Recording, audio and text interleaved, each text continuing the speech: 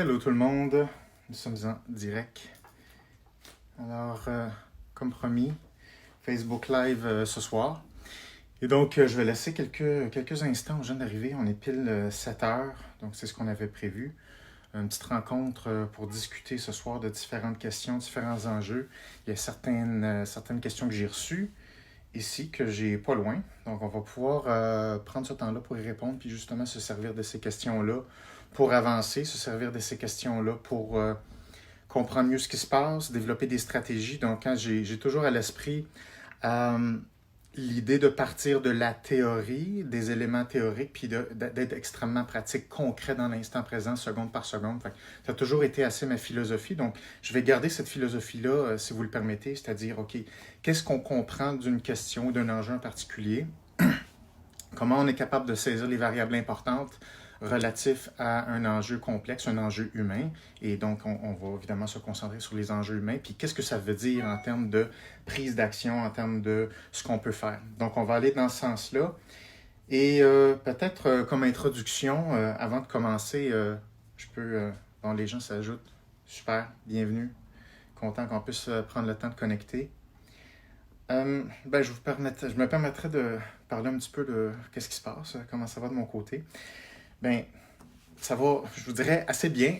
Ça va assez bien, ironiquement, parce que je suis très occupé et je continue à faire le maximum d'activités possibles, d'aider le plus de gens possible sur une base quotidienne. C'est quelque chose que j'ai toujours aimé faire. Puis, évidemment, quand on sent qu'on peut contribuer à quelque chose, ben, il y a quelque chose de très apaisant, de très positif là-dedans. Donc là, c'est comme une ère de la psychologie. C'est drôle à dire, mais en ce moment, on se rend compte à quel point on est assez tout seul avec notre propre cerveau présentement.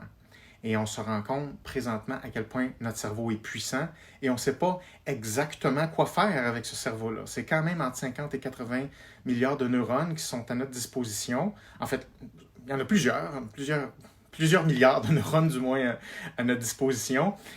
Et bon, qu'est-ce qu'on fait avec ça? Alors, je pense qu'il y a plusieurs choses très concrètes et très philosophiques aussi à prendre de ce qui se passe en ce moment, entre autres où on est rendu comme humain, c'est-à-dire qu'est-ce qu'on comprend de notre humanité, qu'est-ce qu'on comprend de la psychologie, qu'est-ce qu'on comprend de notre cerveau, de nos comportements. Et en ce moment, ben, on est face au fait que là, on ne peut pas le divertir comme on veut, ce cerveau-là. Et là, on est comme un petit peu pogné avec. C'est-à-dire qu'on se lève le matin, on est pogné avec, on regarde à gauche, on regarde à droite, on fait 3 tours du salon. On est toujours pris avec les mêmes réflexes, les mêmes pensées qui reviennent.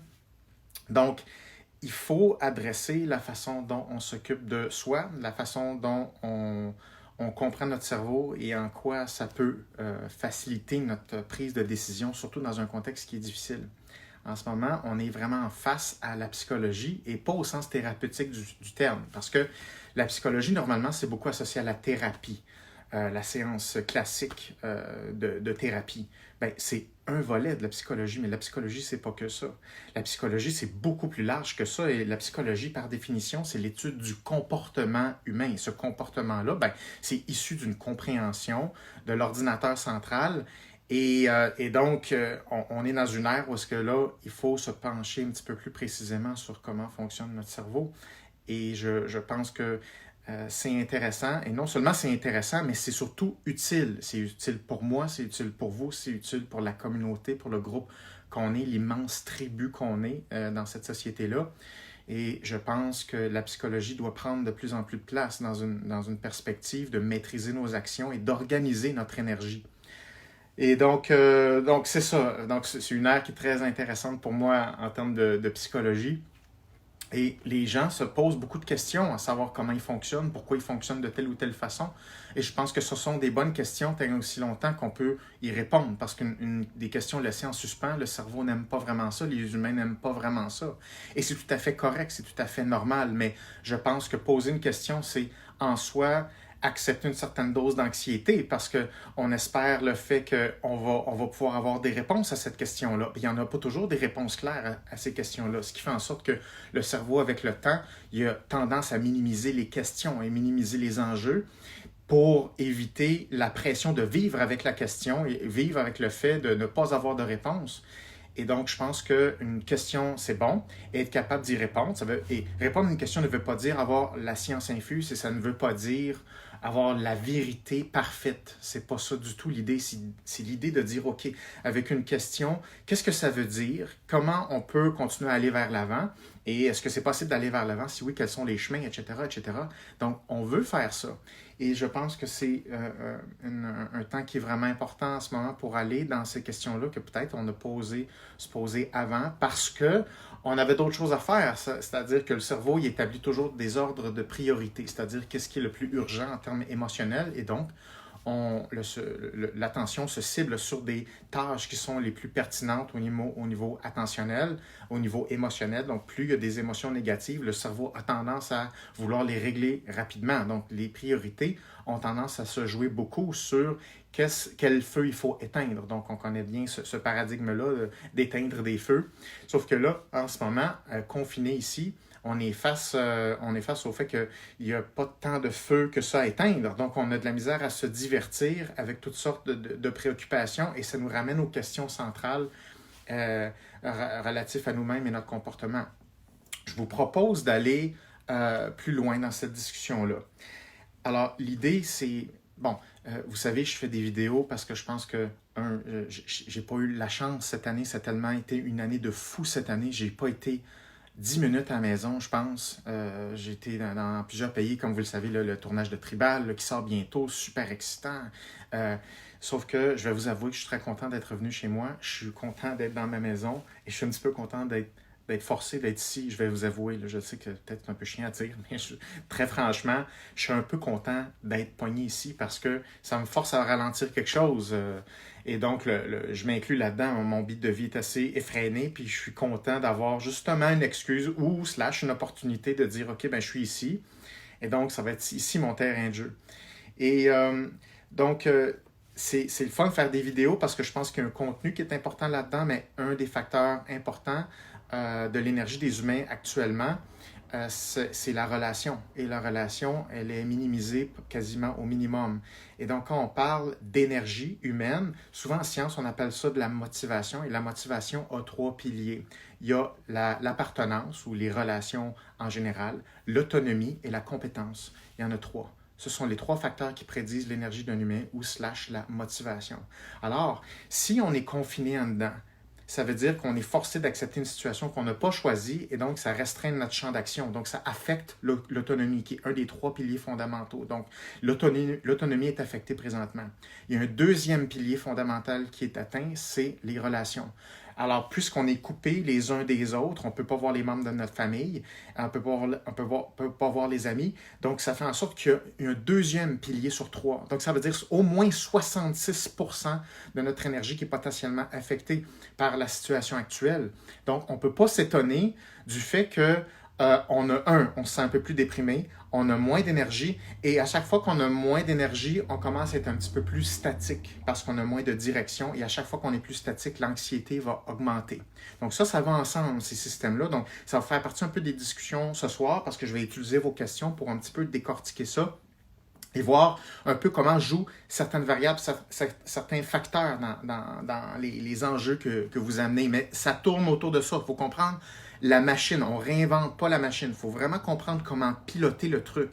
Et ce pilotage-là, lorsqu'on l'apprend, ça nous fait prendre des décisions qui sont beaucoup plus puissantes.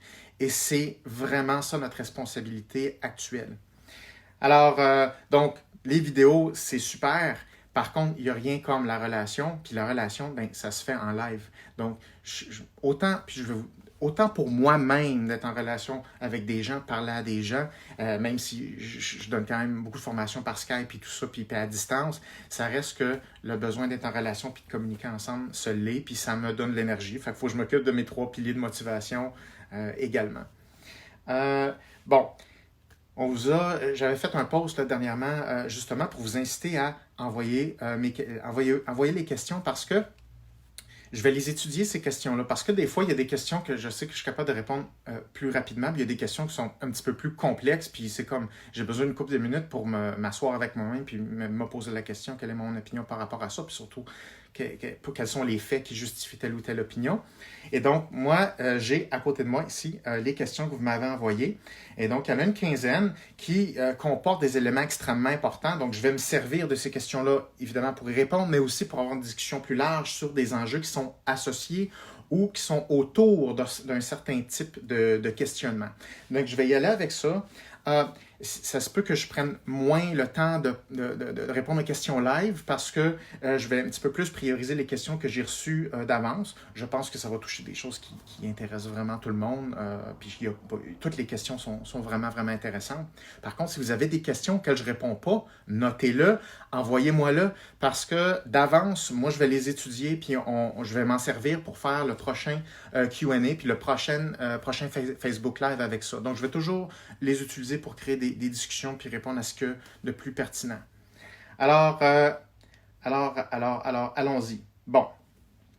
Une personne qui me posait la question, Laurie, quelles sont mes stratégies pour garder mon calme dans le cadre du coronavirus? Bon, quand on parle de calme, il faut comprendre que souvent, on associe le calme avec une anxiété qui est basse. Okay? Fait que ça, c'est une association qu'on fait typiquement, ce qui est tout à fait adéquat. Quand on se sent calme, notre système sympathique est relativement désactivé, le système parasympathique est assez activé. C'est ce qu'on veut. Okay? Quand on sent contrôle de la situation, notre système sympathique est relativement réveillé. Quand le système sympathique est trop haut, on se sent hors de contrôle de la situation, puis ce n'est pas quelque chose qu'on aime. Donc, c'est une grande question. Comment garder son calme en général? C'est une question qu'il faut tout le temps se poser, il faut tout le temps pratiquer ces stratégies-là parce que là, on fait face au coronavirus. OK, ça, c'en est une situation, mais le coronavirus, éventuellement, il va se tasser, puis la vie va reprendre son cours, et donc il y a plein d'autres stresseurs, plein d'autres défis, et il reste que c'est le même enjeu. Comment on garde son calme dans des situations stressantes? Des fois, la situation stressante ou très anxiogène est très ponctuelle, c'est-à-dire elle est concentrée dans l'instant présent, puis parfois elle est prolongée. Okay? Ce sont deux stratégies qui sont un petit peu différentes. Dans ce contexte-là, comment je garde mon calme? Bien, il faut adresser plusieurs facteurs qui font le résultat, ce calme-là. Première chose, une des lois qu'il faut comprendre, c'est la loi du mouvement et de la directionnalité. Comment je dirais bien ça? Comparons ça avec un vélo. OK? Quand on fait du vélo, il y a plusieurs forces qui agissent sur le vélo. Ce sont des forces typiquement physiques, comme la gravité qui veut ramener le vélo au sol et tu as l'énergie cinétique qui crée le mouvement vers l'avant. L'interaction entre la gravité et la vitesse cinétique va créer un effet qu'on appelle l'équilibre. Okay? Alors, l'équilibre, c'est un résultat. N'est-ce pas? Donc, c'est impossible de dissocier un phénomène, c'est-à-dire un résultat comme étant l'équilibre, dissocier des fonctions qui l'alimentent, c'est-à-dire l'interaction entre la gravité et la force cinétique.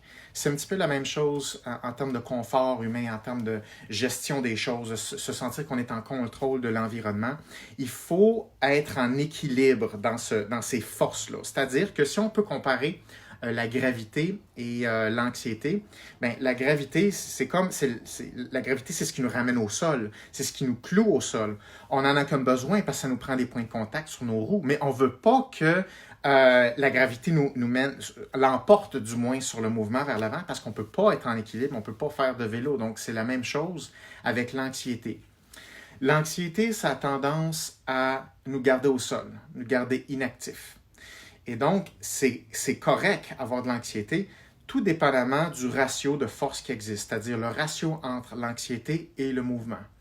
Globalement, lorsque je regarde une personne, le premier réflexe qu'il faut que je regarde, c'est quelles sont les forces qui agissent sur son comportement. Est-ce que son comportement est principalement régulé par des forces anxieuses ou principalement régulé par le mouvement vers l'avant, l'atteinte d'objectifs ou la motivation qu'on appellerait, mettons, intrinsèque, qui est la plus grande force de motivation qui existe ou qui a été notée en psychologie. Est-ce qu'une personne est portée vers l'avant dans ses actions? Est-ce qu'elle force sur ses pédales pour susciter cette énergie-là cinétique ou elle travaille à gérer le fait de ne pas tomber, ce qui est complètement deux styles de gestion du comportement humain et donc du cerveau. Alors, l'important pour garder son calme, ce n'est pas l'élimination de l'anxiété. Et donc, ça recoupe certaines questions qui vont s'en venir, n'est-ce pas? Parce que vous me posiez beaucoup la question, OK, l'anxiété, c'est une bonne chose, c'est une mauvaise chose, c'est quoi le dosage de ça? Ce n'est pas une question de dosage, c'est une question de ratio. Alors, souvent, Le problème, c'est qu'on isole les composantes cérébrales en composantes qui sont indépendantes les unes des autres, puis on les analyse en vase clos. C'est une grave erreur parce que ça ne fonctionne tout simplement pas comme ça. Alors, souvent, on isole la composante anxieuse, puis on fait « Ah, tu vois, il y a de l'anxiété. » Ouais, ben, guess what? Ça s'appelle être humain, ça s'appelle vivre dans un corps humain, sur cette planète Terre, dans cette dimension-là, du moins. L'anxiété, ce n'est même pas recommandé qu'il n'y en ait pas. Ce n'est pas bon de ne pas avoir de l'anxiété. Parce que l'anxiété, ça nous garde vivants, ça nous garde alertes. Puis je dis pas ça là, juste pour comme dire une belle phrase par rapport à l'anxiété. Puis c'est vraiment une fonction qui est importante et on ne veut pas se débarrasser de trop d'anxiété, sinon on devient amorphe et rien ne compte. Et donc, le sens des choses s'effrite au fur et à mesure qu'on essaie de minimiser le dosage des émotions négatives. Donc, pourquoi on essaie d'éliminer les émotions négatives? Parce qu'on ne comprend pas l'adéquation entre les autres facteurs, comme par exemple la motivation ou le mouvement. Donc, plus l'anxiété est élevée, plus il faut s'assurer que le mouvement ou les fonctions cérébrales qui nous permettent d'aller vers l'avant sont plus fortes que l'anxiété. Donc, si on respecte toujours ces ratios-là, on est correct. Et non seulement vous êtes correct, mais vous allez être en équilibre. C'est-à-dire, même s'il existe de l'anxiété, vous allez continuer à aller vers l'avant. Et ça, il faut vraiment comprendre ça parce que souvent, il y a beaucoup de gens qui me parlent que eux se sentent anxieux, puis ils regardent d'autres personnes, puis les autres ne sont pas anxieux. Ils disent, ben non, regarde, eux ne sont pas anxieux, ils sont en contrôle. Donc, les humains ont tendance à comparer un monde interne avec une extériorisation. Alors ça, c'est vraiment important de comprendre ça. C'est illégal comparer un vécu expérientiel avec un effet extériorisé. Souvent, il n'y a pas vraiment de lien. Combien de fois j'entends ça? « Ah, mais toi, Guillaume, toi, t'es jamais anxieux. » Je suis extrêmement anxieux. Toujours. Mais ce n'est pas un problème parce que mes ratios sont bien balancés. C'est pas parce que je suis pas anxieux et c'est pas parce que les gens qui réussissent sont pas anxieux. C'est pas vrai, ça. C'est que ce qui montre, c'est leur mouvement vers l'avant et donc l'équilibre. Mais c'est comme si quelqu'un va vite en vélo puis tu fais « Ouais, mais là, la gravité, ça ne s'applique pas à cette personne-là. » C'est comme ben, non, c'est pas vrai, ça. C'est juste qu'on ne sent pas la lourdeur. Ça, je suis d'accord avec ça. Parce que ce qu'on voit, c'est le mouvement vers l'avant. On voit la fluidité et on voit plus il y a de vitesse et plus il y a de maîtrise de cette vitesse-là, plus on sent l'équilibre. Et là, quand il y a un équilibre, ben là, une personne se détend. Mais ce n'est pas parce que magiquement, il y a une absence d'anxiété. Donc, il faut vraiment comprendre le rôle de l'anxiété. Et souvent, encore là, on essaie d'en parler de façon positive. Ah, l'anxiété, c'est bon, ça sert à se prévenir de l'attaque du mammouth. Il y a eu tellement de discours par rapport à ça. Oui, c'est vrai. Et oui, ça sert à prévenir des dangers. C'est tout à fait vrai. Mais il y a beaucoup plus que ça. Puis encore, il y a beaucoup plus intéressant que ça et utile que ça. L'anxiété, c'est ce qui garde les roues à terre. C'est la seule raison pourquoi on ne décolle pas dans l'espace. C'est ce qui donne un sens aux choses. C'est ce qui fait en sorte qu'on peut avoir une énergie cinétique qui se concentre vers l'avant. Donc, la directionnalité est intrinsèquement reliée avec les ratios entre l'anxiété et le déplacement.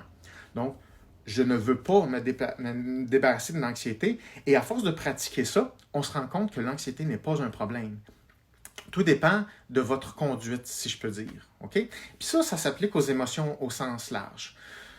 Bon, là, on parle beaucoup d'anxiété ces temps-ci, mais à différentes périodes, différents temps de crise, différentes choses qui se passent dans notre vie. Il y en a qui vont me parler beaucoup de la colère, par exemple, qui a une fonction complètement différente de l'anxiété. L'anxiété, ça sert uniquement à augmenter sa prise de responsabilité dans l'instant présent. That's it. L'anxiété, c'est un cue pour nous aider à dire, tu sais, qu'il y aurait une responsabilité à prendre là. Ça serait bien, là, de la prendre immédiatement. Donc ça, c'est un des rôles de l'anxiété parce que si on prend une responsabilité mieux, de façon plus éclairée dans l'instant présent, on est capable de mieux répondre à un potentiel danger, à une potentielle situation. Et ça ne veut pas dire que c'est un danger de mort, ça veut juste dire que c'est une alerte. Donc, l'anxiété a cette fonction-là, c'est-à-dire une augmentation de prise de responsabilité, tandis que la colère, ça n'a rien à voir. La colère, c'est une protection de territoire. Ça sert à reprendre la place, ça sert à mettre les lignes, ça sert à mettre des limites, ça sert à nous assurer qu'on est protégé. Ça sert à ça, la colère. Donc, la colère a une fonction différente. Par contre, c'est la même chose. que ce soit de l'anxiété, que ce soit de la tristesse ou n'importe quelle forme ou les dérivés d'émotions négatives, ça s'inscrit dans une série de messages qui est un peu un tableau de bord. Donc, c'est comme, tu sais, si on demande comment je fais pour être calme, ben, c'est comme se poser la question, comment je fais pour bien conduire et aimer une conduite automobile? Ben, la façon, c'est que tu pratiques, et tu pratiques la conduite, tu pratiques ton leadership, tu pratiques à garder les mains sur le volant, tu pratiques ton orientation, tu pratiques à regarder la route et tu te pratiques à interagir avec les différents cadrans et être alerte aux informations pour prendre des décisions. Alors ça, c'est la façon d'être calme de façon à long terme. Alors, il y a d'autres façons à court terme d'être calme que je ne recommande jamais.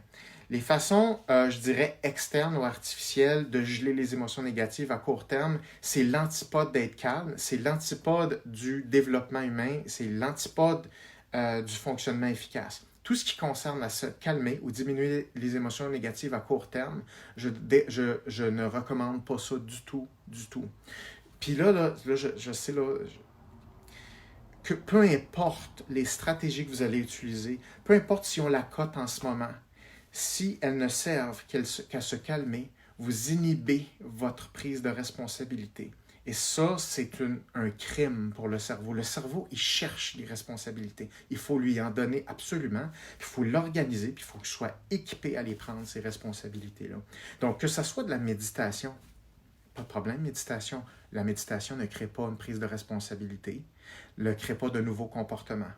Donc, la méditation, pas de problème, ça aiguise l'attention, ça stabilise le système émotionnel. OK, il y a une différence entre la stabilisation d'un système émotionnel et l'exercice d'une attention qui est soutenue et constante versus le fait d'inhiber des émotions négatives. Puis ça, je veux dire, c'est pas quelque chose là, qui est nouveau. Tous les psychologues, peu importe leur approche, s'entendent. Lorsque des émotions sont minimisées, lorsque des émotions sont mises sur moi j'appelle ça la carte de crédit émotionnelle, la Mastercard ou la Visa, dépendamment de vos aéroplans. Alors, tout ce qui va là-dessus, c'est comme, tu as un délai, mais il n'y a rien qui ne comptera pas, là. Tu vas recevoir le bill à un moment donné. C'est juste une question de temps. Donc, la prise de responsabilité est une loi universelle en général, que ce soit par rapport aux finances ou aux émotions. Ce sont exactement les mêmes lois. C'est extrêmement bien fait, l'univers, dans un sens. Donc, comment être calme? Il faut sentir qu'on a du plaisir à conduire, faire face à différentes choses et se référer aux différents indicateurs pour optimiser notre conduite. Et donc, ça veut dire qu'être calme revient au fait de jouer avec une grande efficacité. Pourquoi on aime les jeux? Parce que les jeux, on n'est pas bon au début. On ne comprend pas tout à fait les lois quand on joue à un jeu. On ne comprend pas comment ça se fait qu'il y en a d'autres qui gagnent tout le temps les parties, puis nous autres, on ne gagne pas. Puis là, on se pose la question, OK, qu'est-ce qu'il faut que je fasse pour gagner plus? Quelle stratégie de jeu je dois utiliser? Est-ce que je comprends bien les règles du jeu? Sinon, on ne peut pas s'amuser dans un jeu complexe sans la conscience des règles du jeu, puis sans notre goût de jouer. Donc, tu ne peux pas avoir du fun ou te sentir calme et avoir du plaisir dans un jeu si tu n'as pas le goût de jouer. Et tu n'auras pas le goût de jouer si tu ne comprends rien au jeu. C'est tout à fait normal. Donc, on est dans une ère qui est complètement nouvelle en termes de comportement humain parce qu'on s'aperçoit que là, la technologie embarque tranquillement puis on comprend de mieux en mieux ce qu'un cerveau fait. Et donc, super, ça veut dire quand on analyse ça, on est capable de comprendre les règles du jeu et les lois du cerveau. Et la psychologie, ce n'est pas un vase clos non plus. Il y a des liens avec l'histoire, il y a des liens avec la sociologie, la politique et l'histoire de l'humanité en général. Et donc, quand on est capable de faire des liens, on est capable de voir des règles du jeu qui sont plus claires, plus puissantes. Et si vous avez plus de confiance en des règles du jeu, vous allez avoir forcément plus confiance au jeu et donc en vos comportements et donc en vous. Ça revient encore à la confiance en soi. Bien, la confiance en soi, c'est jouer intensément. Alors voici ça serait ma question de start-up pour comment je garde mon calme. Alors, je joue. Mais c'est pas parce qu'on joue que ce n'est pas un jeu sérieux. Il y a moyen de faire des jeux intenses. Il y a moyen de jouer intensément. Il y a moyen de donner tout dans un jeu, de s'amuser, mais ça ne veut pas dire que ce n'est pas important. Ça ne veut pas dire que le jeu compte pas. D'ailleurs, pourquoi les humains ont inventé des jeux? Bien, on a inventé des jeux pour se pratiquer à vivre. Le jeu, c'est pas un jouet au sens de la consommation et de la distraction du terme. Donc, tous les humains et même les animaux inventent des jeux, inventent des choses à faire qui ne comptent pas. Parce que c'est quoi un jeu? C'est une pratique de règles de la vraie vie en vase clos. C'est ça un jeu. À quoi ça sert un jeu? Un jeu, c'est un terrain neutre, c'est un terrain sécuritaire où on essaie de jouer. C'est-à-dire, on essaie de s'impliquer dans notre interaction avec des règles et de poursuivre un but, c'est-à-dire gagner, faire des points, atteindre des objectifs, c'est-à-dire faire du vélo, aller vers l'avant. C'est ça un jeu. Donc, on veut toujours que les jeux soient importants, puis on veut toujours avoir du fun, et donc la vie est exactement ça, c'est exactement un jeu. Mais là, parce que là, c'est la vraie vie, là, ça devient comme grave et sérieux, puis là, on joue plus. Au contraire, plus c'est important, plus il faut jouer avec une grande intensité, puis surtout une conscience de ces règles-là. Donc, autre question. Alors, Yvon, grâce à tes récentes vidéos, je comprends mieux l'anxiété des gens qui engendrent la surconsommation. Surconsommation, on va en parler, n'est-ce pas? Les excès de toute nature, jeux, drogue, alcool, font-ils partie de cet enchaînement? Faisons-nous face à l'énigme de la poule ou l'œuf? Donc, c'est une grande question. On a créé un système il est tellement puissant qu'il doit vivre à l'extérieur de nous. Il ne vit pas ni à l'intérieur de nous, ni dans la maison. C'est-à-dire, on a créé un système économique, on a créé un système de valeurs virtuelles qui s'appelle l'économie, qui s'appelle l'argent. Et donc, ça entraîne plusieurs comportements. Un des premiers comportements qui fait rouler l'économie, c'est la consommation, n'est-ce pas? Et la consommation est reliée à la prise de conscience d'un besoin ou d'un manque. Alors, l'affaire, c'est que c'est extrêmement flexible parce que c'est proportionnel non seulement à l'anxiété, mais aussi à l'imagination. Donc, plus on est anxieux, combiné avec une forte imagination, plus on est capable de faire des associations avec des choses qui pourraient nous soulager dans l'instant présent. Donc, il y a une interaction clair entre le système qu'on a construit et notre régulation attentionnelle, notre régulation émotionnelle. Moi, je vous avertis, moi, je suis content de la société qu'on a créée. On a créé une belle société. C'est la société la plus stable et solide qu'on a jamais fait de l'histoire de l'humanité. Et donc, je suis en désaccord avec le fait de dire non, je pense que c'est une mauvaise chose, puis on devrait complètement annihiler le capitalisme. Pas du tout. On a créé un système qui est vraiment, vraiment efficace. Il y a plein d'indices qui sont en croissance partout dans le monde. Puis peu importe ce qu'on a à dire, là, il y a beaucoup de belles nouvelles. Est-ce que ça veut dire qu'on doit arrêter notre évolution? Non, c'est pas ça du tout l'idée. Mais le fait de dire on a créé un chaos total, c'est une absurdité. C'est faux, on n'a pas créé un chaos total. Est-ce qu'on a créé des responsabilisations individuelles et collectives parfaites? Non, mais c'est normal. On commence à s'enlever les doigts dans le nez. On ne peut pas s'exiger d'être si parfait que ça, aussitôt que ça. Jamais je demanderais ça ni à un client, ni à moi-même, pour qu'on se l'exigerait tout le monde ensemble, puis nous culpabiliser, nous, en disant qu'on a créé un système qui crée le chaos, qui détruit tout l'environnement. Est-ce que ça veut dire qu'il faut arrêter les progrès par rapport à ça? Non, pas du tout. Il faut continuer. Mais moi, je suis pro-humanité, pro-conscience, pro-développement. Et ça ne fait que 40 ans qu'on a réalisé qu'on ne peut pas tout casser sa terre. 40 ans, c'est ridiculement petit comme période de temps. Donc, c'est normal qu'on se débrouille tranquillement là-dedans, qu'on tranquillement on se revire de bord. Et donc, non, j'aime notre système, même s'il n'est pas parfait. Et justement, pour continuer à le développer, bien, ça va nous prendre 100% de nous, individuellement en premier. Et donc, je vais faire un petit retour tantôt sur l'individualité qui est un petit peu ébranlé ces temps-ci. C'est-à-dire qu'on parle beaucoup de groupe, on parle beaucoup de choses externes, mais le groupe, ça n'existe pas, c'est un concept. Alors, il y a une série d'individus qui prennent des décisions et il faut s'occuper des individus, des gens qui prenons des décisions et le résultat total, ça va être une matière brute qui va être vivante, qu'on va organiser collectivement. Mais il faut que ça parte à un moment donné de soi. J'aime pas trop dire cette phrase-là qui est très, très classique, mais je le pense. Mais quand on dit partir de soi, ben, c'est pas magique. Ça veut dire se responsabiliser par rapport à notre propre comportement.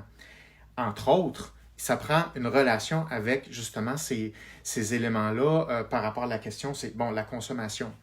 N'importe quel objet externe, n'importe quel élément fixe, un élément fixe, c'est quelque chose qui n'est pas en mouvement, tout simplement, un objet et même une pensée. C'est un élément fixe, c'est une cristallisation mentale. Et un objet aussi, c'est une cristallisation, mais là, physique. Alors, les humains utilisent beaucoup les objets fixes ou les créations fixes pour stabiliser leur anxiété court terme. que ce soit un objet physique, que ce soit la consommation d'un objet physique ou la consommation d'un objet mental ou d'un concept.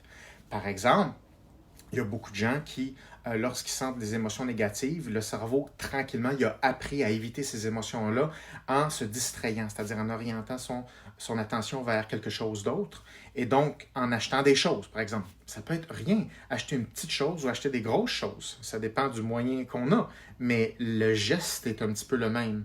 Et donc, oui, effectivement, comme notre économie est beaucoup basée sur la consommation d'éléments physiques, de marchandises et de ressources physiques, c'est sûr qu'une interaction entre l'augmentation et la déstabilisation des émotions négatives et la consommation. Ça, c'est sûr à 100%. Mais ce que je veux vous dire, c'est que ce n'est pas exclusivement relié à la consommation des éléments physiques, ça peut être aussi la consommation ou l'adoption d'éléments mentaux, comme par exemple ce qu'on appelle une croyance. Une croyance, c'est l'achat de quelque chose qui est fixe, qui est quelque chose qui est très rigide, tout comme une idéologie. Une idéologie, c'est quelque chose qui est un petit peu plus élaboré, mais c'est quelque chose qui est préfait. OK? C'est une construction que tu peux acheter littéralement. Bon, acheter des pensées, c'est pas tant que ça une marchandise, mais le cerveau, il les achète ou les adopte un petit peu comme une marchandise. Donc, quand le cerveau il décide d'adopter une croyance qui va geler à court terme les émotions négatives, bien, c'est exactement le même processus, une consommation d'objets. C'est exactement le même processus. Et c'est tout aussi dangereux de consommer des objets pour se rassurer que de consommer des idéologies ou des croyances pour se rassurer. Et donc, on est dans une ère où il y a beaucoup d'idéologies. C'est une grande mode, les idéologies, c'est-à-dire des construits idéologiques ou des idées qui sont préfaites, qui sont un petit peu pré-mâchées et qui ont toujours une tendance assez virtueuse, c'est-à-dire ça, c'est très beau. Penser comme ça, c'est beau. Penser comme ça, c'est bon. Défendre telle affaire, c'est beau. Ça, c'est bon.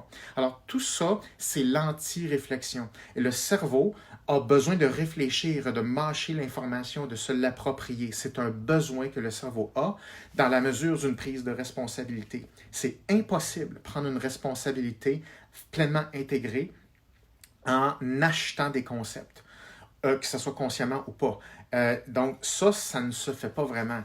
Et c'est pourquoi les processus réflexifs sont beaucoup plus pertinents et importants et qui marchent beaucoup plus en termes justement de calme et d'estime de soi, de se sentir en contrôle de la situation, parce que l'achat d'idées rassurantes ne fonctionne pas. L'achat ou le fait de faire une activité qui est rassurante, ça ne marche pas vraiment.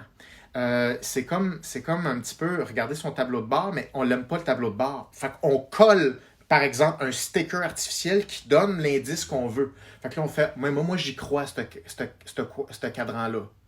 Je veux dire, le monde ne fonctionne pas de cette façon-là. Il faut vraiment piloter. On ne peut pas se cacher de quoi que ce soit. Il faut faire face aux choses. Puis oui, c'est stressant de faire face aux choses. Par contre, il y a des stratégies pour faire face aux choses de façon progressive, graduelle et en jouant et en ayant du plaisir. Donc, ça se fait. Donc, oui, effectivement, il y a une interaction entre tous les objets fixes qu'on intègre ou qu'on superpose à des activations émotionnelles. Et donc, les psychotropes, ce sont des objets fixes qui ont une saveur particulière, c'est qu'ils influencent, le cerveau. Puis là, c'est pas juste une question là, de switcher d'attention de place ou de distracteur. C'est littéralement un psychotrope, c'est-à-dire que ça affecte le fonctionnement cérébral. Puis un psychotrope, typiquement, ça gèle les émotions négatives, surtout l'anxiété. Et donc, les psychotropes ont tendance à minimiser la réflexion par rapport au futur. Okay? Comme l'anxiété, ça ne sa place que dans la prévision d'un futur. Donc, si ça gèle cette capacité-là à imaginer le futur, ça gèle automatiquement l'anxiété. Donc, dans l'instant présent, pour adresser quelque chose dans l'instant présent ou un stress dans l'instant présent, l'anxiété a très peu d'utilité, puis souvent, ce n'est pas l'émotion qu'on va ressentir. L'anxiété, ça a tout le temps rapport avec quelque chose de plus ou moins contrôlable dans le futur ou une conséquence négative qui peut arriver dans le futur. Donc, ça a toujours une fonction du futur. Et c'est pour ça que si on veut être capable de bien gérer cette anxiété-là, il faut toujours la convertir en responsabilité, parce que plus on est fort à courir après des responsabilités, non seulement on est plus puissant, on a un champ d'action plus fort, notre contrôle augmente, et plus notre contrôle augmente, plus l'anxiété diminue, parce que le contrôle est inversement proportionnel à l'impuissance. Et donc, l'impuissance est la principale génératrice des émotions négatives. peu importe lesquels. Donc, un humain qui se sent impuissant, tous les breakers vont sauter. Donc, en ce moment, c'est beaucoup ça qui peut se passer parce que faute d'outils ou de stratégie, le cerveau il va scorer extrêmement fort en impuissance.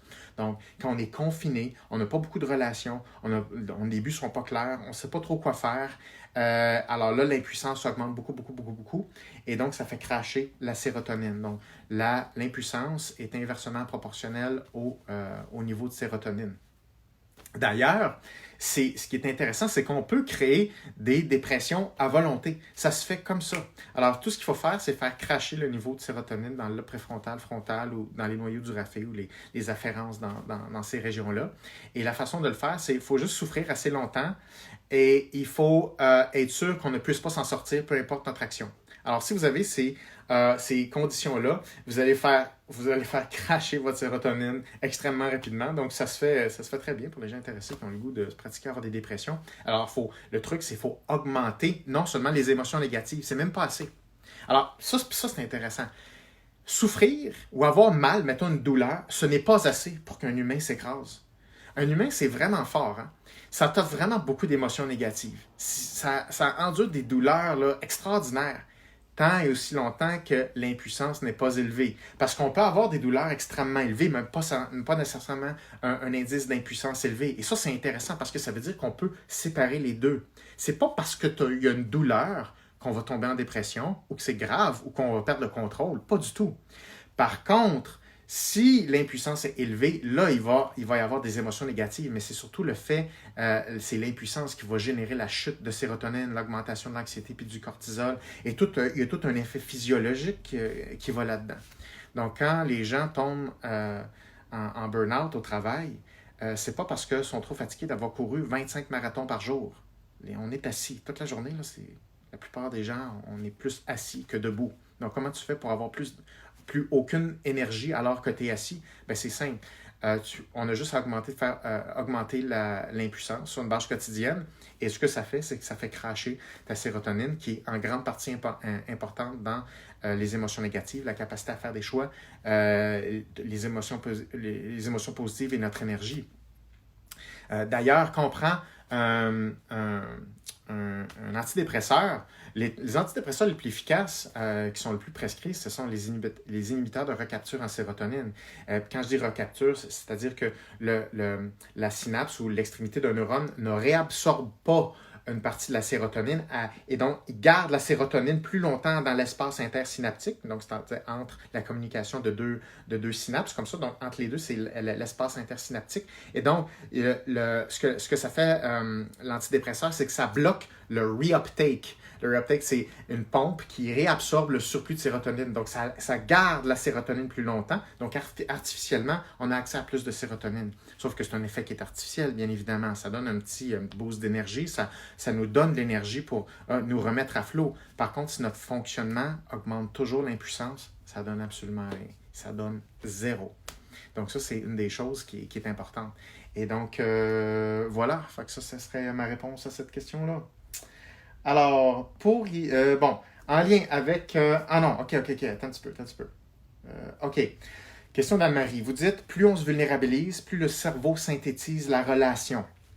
Bon, je pense que c'est quand même important de parler de relations parce qu'en ce moment, on est dans une phase où on manque de relations, puis comme on le sait, c'est un des 3 piliers fondamentaux de l'énergie et de la motivation humaine.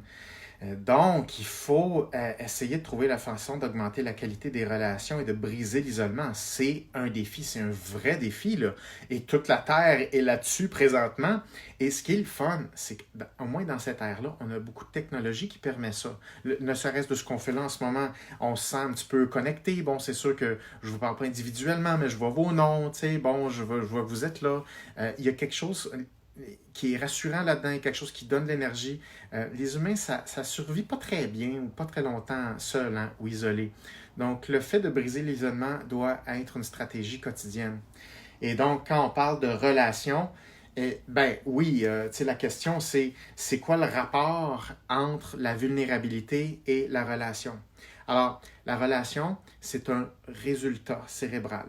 Alors, ce n'est pas quelque chose qu'on peut synthétiser soi-même. Je ne peux pas fabriquer moi-même de la relation. Je ne peux pas me dire go, je fabrique la relation avec toi. Ça ne se fait pas.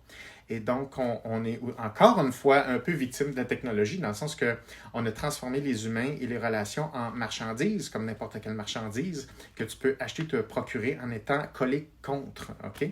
Comme un peu une drogue, comme n'importe quel distracteur.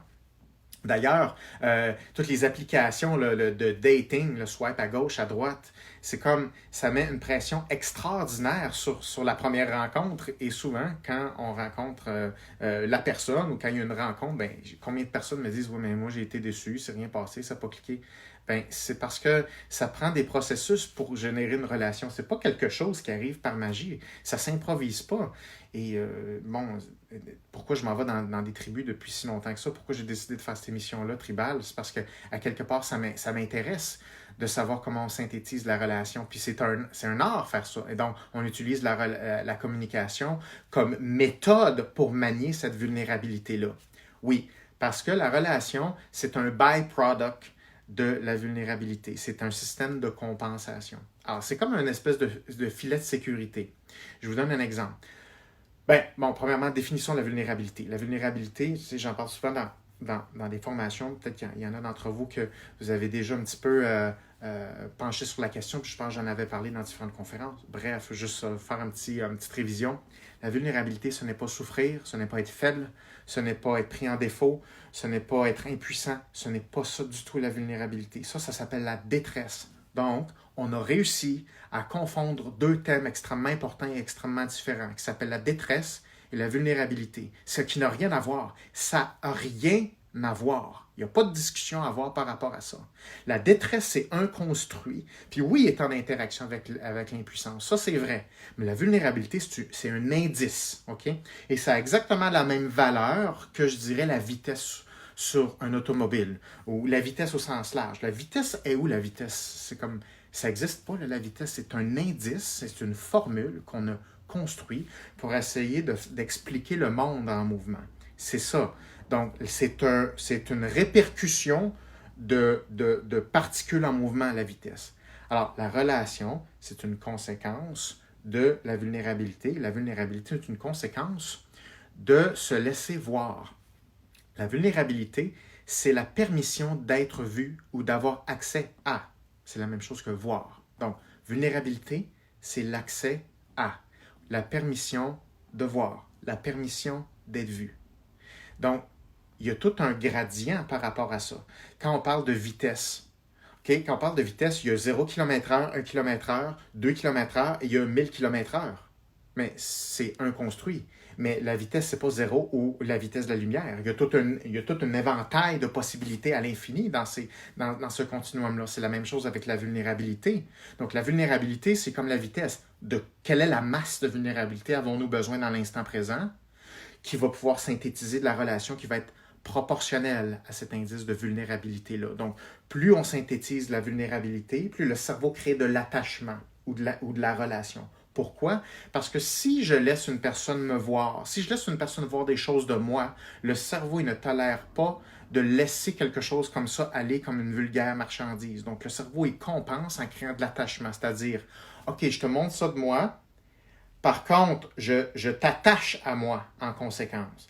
Et donc, plus je te montre des choses de moi, plus mon attachement va être fort, parce que plus la valeur des éléments qui sont échangés est grande.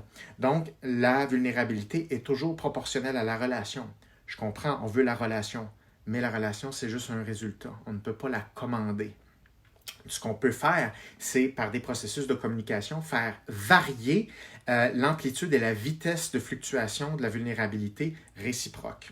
Et c'est à cause de ça qu'on est capable de synthétiser, de jouer sur les niveaux relationnels en fonction de ce qu'on a besoin de vivre. On n'a pas besoin d'être en relation intense avec tout le monde. On veut une relation positive, OK, parfait. Mais le niveau, la force de la relation, ben, doit être proportionnel avec la vitesse où on veut aller, c'est-à-dire pourquoi on est ensemble, quel objectif on veut poursuivre ensemble.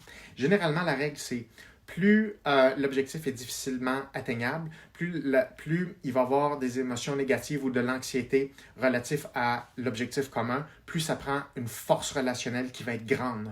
C'est comme un petit peu avoir des quadriceps un petit peu plus forts sur des pédales pour maximiser le fait qu'on s'en va vers l'avant. OK?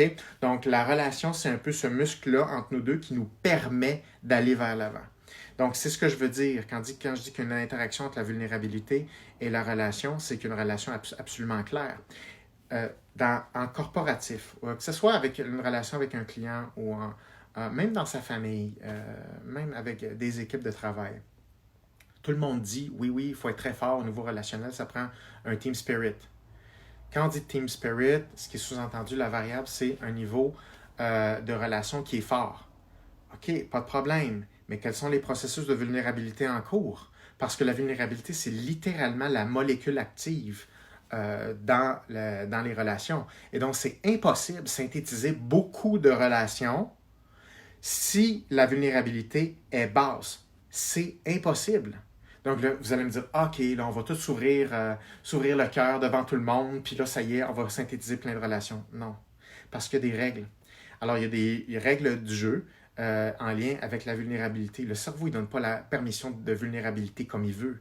Dans l'instant présent, puis c'est pas quelque chose qu'on peut exiger comme ça, pas du tout. Alors, il y a des règles de protection qui déterminent si le cerveau il fait faire oui ou non pour aller faire un pas de plus dans la vulnérabilité. Et donc, il y a toujours l'observation de conditions émotionnelles dans l'interaction sociale, dans la communication, qui envoie le message au cerveau, est-ce que c'est toujours un terrain sécuritaire dans le prochain pas? Et le cerveau détermine si oui ou non, il fait un pas de plus. Et s'il n'y a pas toutes les conditions, soit qu'il arrête la vulnérabilité, ou soit qu'il recule. Parce que oui, ça va et ça vient. Un peu comme la vitesse, tu peux l'augmenter, tu peux la diminuer. Donc, ça bouge, ça. C'est quelque chose qui est extrêmement vivant. Et la façon de faire ça, ça s'appelle de l'entraînement à la communication. Puis, ces éléments-là, ils ont des composantes verbales, mais il y a beaucoup de composantes non verbales. Et il faut maîtriser un petit peu tout ça pour faire en sorte qu'on manie la ressource énergétique pure à l'intérieur des humains qui s'appelle la vulnérabilité. Ceci s'applique en dialogue, c'est-à-dire au niveau interpersonnel, mais ceci s'applique avec soi. Et oui, nous devons être en relation avec nous-mêmes. Et donc, il faut développer notre capacité à s'auto-vulnérabiliser avec soi. La façon dont on se comporte en dialogue avec soi va être relativement proportionnelle à la façon dont on se comporte en dialogue avec les autres. Donc, si vous ne savez pas comment s'écouter, si on ne sait pas comment s'écouter soi-même, je vous dirais que le cerveau ne fait pas la différence entre être capable d'écouter soi-même ou d'écouter une autre personne. Ça va être globalement les mêmes genres de processus ou le même genre d'handicap qu'on va avoir de l'un ou l'autre. Donc, c'est faux qu'on peut juste travailler sur l'écoute des autres, puis nous autres, c'est pas grave. C'est impossible. Je veux dire, c'est impossible. Et donc, on peut voir juste la façon dont une personne s'exprime. On peut voir comment une personne écoute avant même qu'elle tombe en phase d'écoute de l'autre. Puis on est capable de voir comment une personne s'écoute elle-même juste dans la façon dont elle s'exprime. Donc, c'est vraiment... Moi, là, ce qui me fait capoter, c'est à quel point c'est précis. Il n'y a rien de plus intéressant que ça. Il n'y a rien de plus précis que ça. Et puis, ça ne veut pas dire que c'est un ordinateur puis qu'on est des robots. C'est pas ça que ça veut dire. Ça veut juste dire qu'il y a plein de choses à apprendre puis qu'on peut tous apprendre ces éléments-là puis on peut tous jouer, avoir du fun dans avec ces comportements-là, avec ces règles du jeu-là. Bref, voici l'interaction entre la vulnérabilité et la communication. Et donc, si on veut augmenter la vulnérabilité dans ce contexte-là actuellement, oui, évidemment, ça part par une prise de contact, ça part par avoir des discussions, ça part à se parler à l'intérieur de notre foyer, des gens qui nous entourent, puis ça part avec, oui, des discussions téléphoniques, puis des discussions à distance. Mais je vous dirais que le nerf de la guerre, si vous voulez sentir le bienfait de ça ou le résultat relationnel, parce que rappelez-vous que le pilier, un des 3 piliers de la motivation puis de l'énergie, c'est la relation. C'est pas juste parler. Ce n'est pas la communication. C'est pas vrai que c'est ça. Donc, le fait d'appeler quelqu'un, ça ne va pas nécessairement changer grand-chose. Ça ne veut pas nécessairement faire ça. Ça dépend des processus qui vont être en cours. Puis moi, ce que je vous recommande, c'est est-ce que les processus sont là pour qu'on puisse s'intervulnérabiliser de façon le plus réciproque possible? C'est toujours ce que je recommande, OK? Parce qu'une relation, ce n'est pas toujours réciproque, OK? C'est parce qu'il y a 2 relations qui s'overlappent. Souvent, on a l'impression qu'une relation, c'est un genre de beam, un genre de je sais pas, de tuyaux, de fil électrique entre deux personnes, puis il y a comme les deux personnes, puis il y a la troisième partie entre les deux qui s'appelle la relation. C'est pas ça du tout. Alors, il y a deux relations. Il y a la relation qu'un projette sur l'autre, puis la relation que l'autre projette sur l'un. Et donc, cette superposition-là, on l'appelle la relation, mais il n'y en a jamais une. S'il y a 10 personnes en interaction, tu as 10 relations en cours. Okay? Donc, c'est toujours une superposition de ça. Et donc, ce qu'on veut comme équipe, comme dyade, si on veut, qui est la plus en lien avec perdurer longtemps dans le temps, augmenter les bienfaits de cette relation-là, augmenter le sens de cette relation-là, avoir plus d'énergie ensemble, etc., etc. Alors, il faut que la relation soit le plus réciproque possible. Donc, si on veut qu'il y ait deux relations qui se suivent, ça veut dire que vous devez, dans votre tête, de façon implicite, de gérer la vulnérabilité qui est relativement partagée. Donc, en général, plus une personne parle, s'ouvre, plus elle va augmenter sa vulnérabilité. Donc, il faut que, généralement, les choses soient balancées dans une interaction. Si c'est tout le temps la même personne qui écoute, tout le temps la personne qui se confie, la relation va être débalancée. Ça, c'est sûr à 100%. Donc, vous devez vous poser la question. Des fois, on dit « Ah, mon Dieu, il faudrait que j'appelle telle personne, ça me tente pas tant que ça, mais je ne veux pas qu'elle se sente seule. » Puis, OK, mais si on veut augmenter le plaisir, il faut réguler les règles d'interaction de façon plus claire pour avoir enjoyé beaucoup plus ce sport-là qui est le dialogue. Donc, il faut s'assurer que chacun puisse écouter l'autre, puis chacun fasse l'effort d'essayer de se vulnérabiliser, parce qu'à un moment donné, il y a une décision à prendre. Ça n'arrive pas tout seul. C'est comme les coups de pédale. Au début, les coups de pédale, il faut démarrer le vélo, il faut forcer un peu plus, on a moins d'équilibre, mais plus on gagne de la vitesse, plus on acquiert cette confiance-là, puis on crée cet équilibre-là sur notre vélo. C'est la même chose. Alors, les processus mentaux ne sont pas du tout différents par rapport à ça. C'est de l'énergie, puis il faut comprendre des lois physiques relatives à ça. Donc, dans un dialogue, il faut balancer le degré de dévoilement relativement mutuel et le degré de dévoilement est proportionnel à la qualité de l'écoute de l'autre. Donc, il faut être capable de, moi je pense, redéfinir un petit peu quel genre de conversation on veut avoir. Alors, c'est pas parce qu'on parle dans le vide puis on dit qu'on a fait telle affaire aujourd'hui. C'est comme, si c'est un indice de vulnérabilité qui est extrêmement faible, il n'y aura pas d'énergie dans la conversation. Il faut qu'on a fait notre job. Mais c'est plate. Moi, je recommande, faisons pas notre job, ayons du fun directement, puis le fun est proportionnel au niveau d'écoute, puis est proportionnel au niveau de vulnérabilité. Bonne chance. OK, une autre question. OK. Dans certaines vidéos, je mets beaucoup l'emphase sur plan d'action. OK? Comme étant l'antidote des émotions négatives. Alors, ce que je disais, c'est comme, il faut détecter les émotions négatives le plus tôt possible. Okay?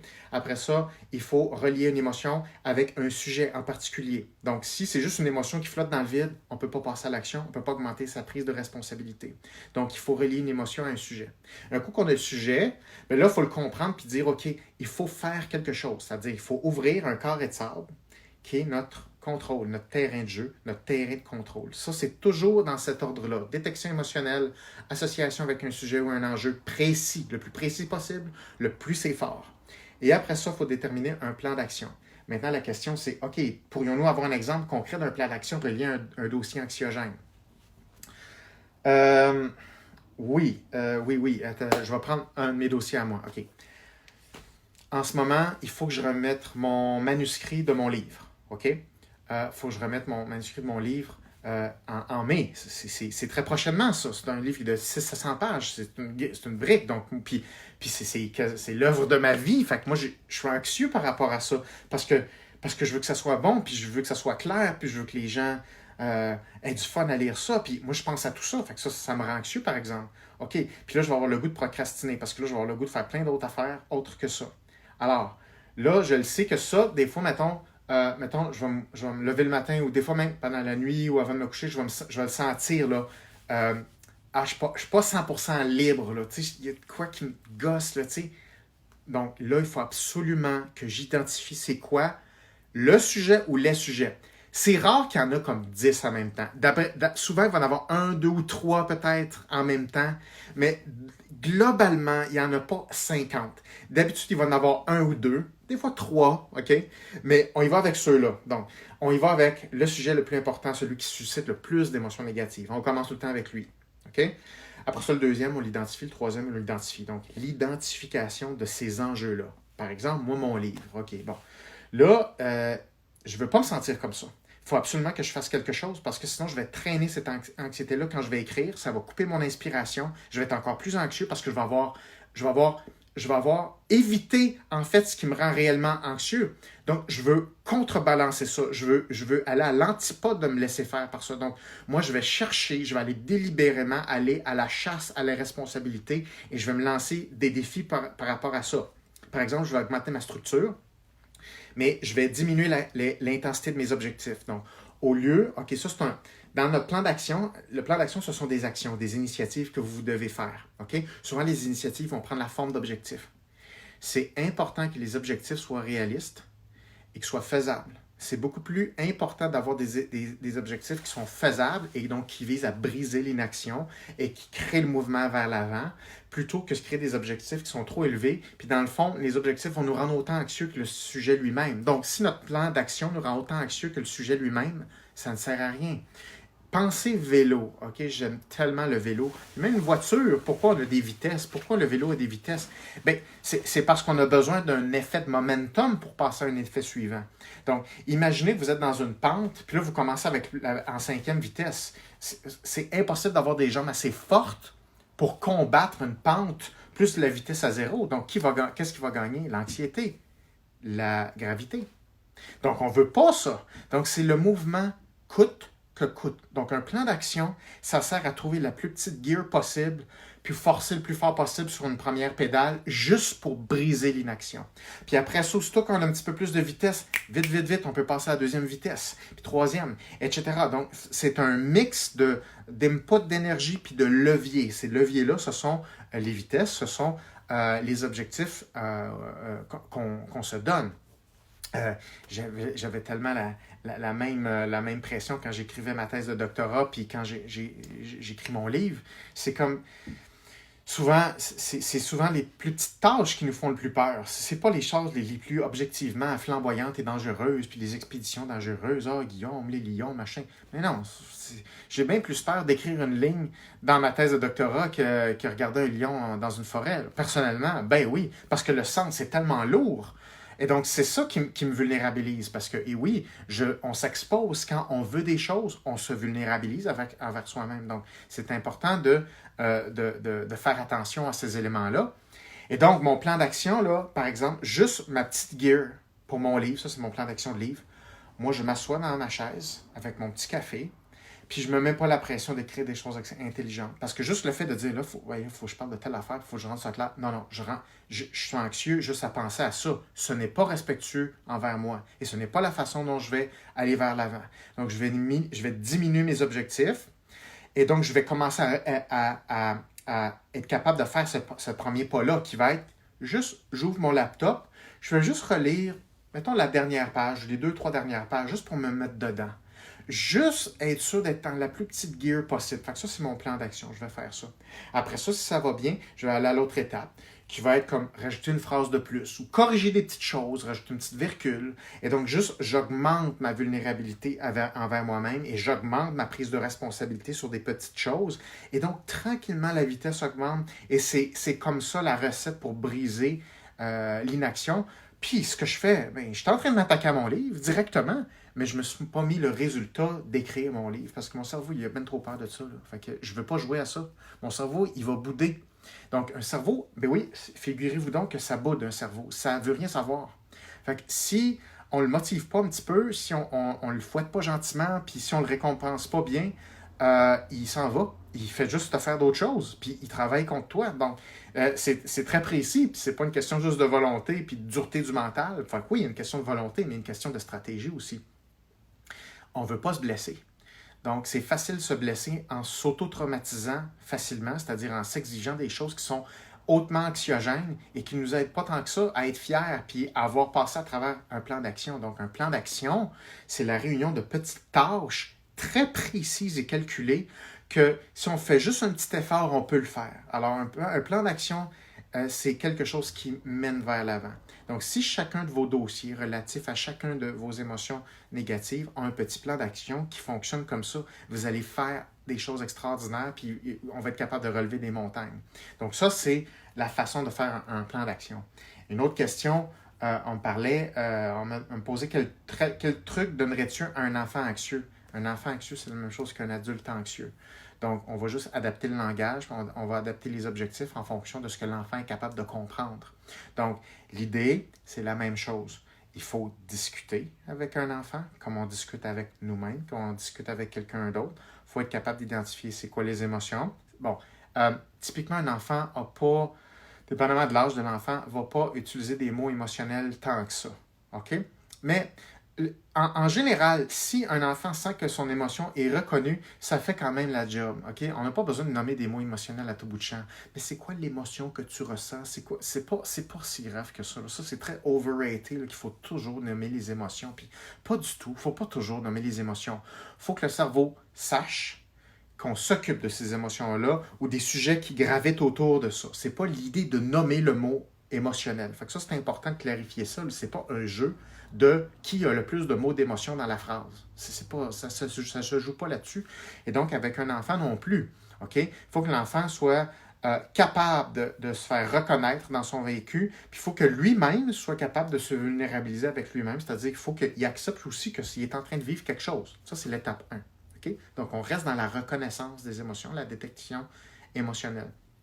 Puis, un enfant doit aussi se faire apprendre sur quoi il va avoir le contrôle. Donc, ça y prend aussi un plan d'action.